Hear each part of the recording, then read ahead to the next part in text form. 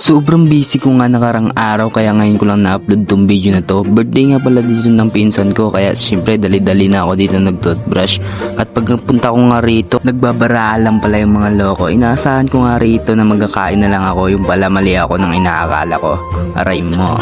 Tapos ako naman itong hindi marunong magbaraha. Ako na lang tuloy inaantok manood sa kanila. Kin official nga pala, simpleng taong gusto magpayaman. Hindi rin nga nagtagal, nag-asikaso na rin sila. Binalibuan na nila tong manok at hiniwa-hiwa itong pinya, kay halo raw din kasi daw to nila.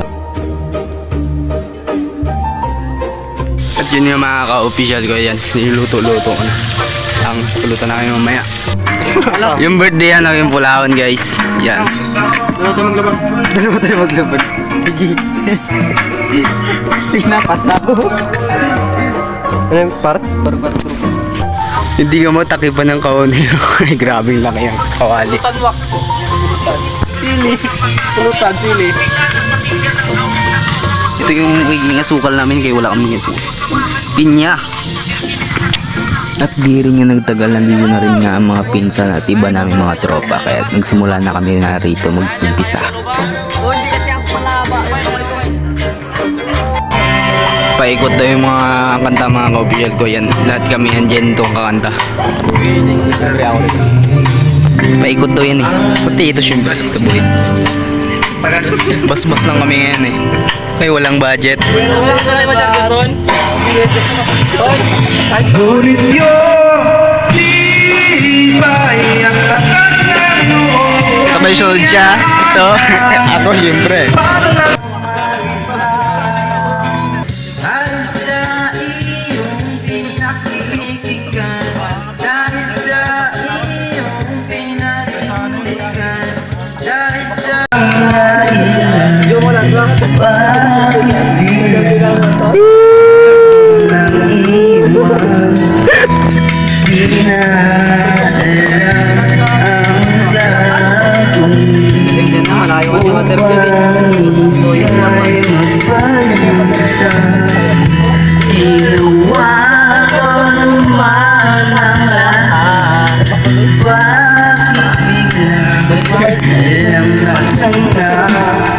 Hi guys! Welcome to my vlog!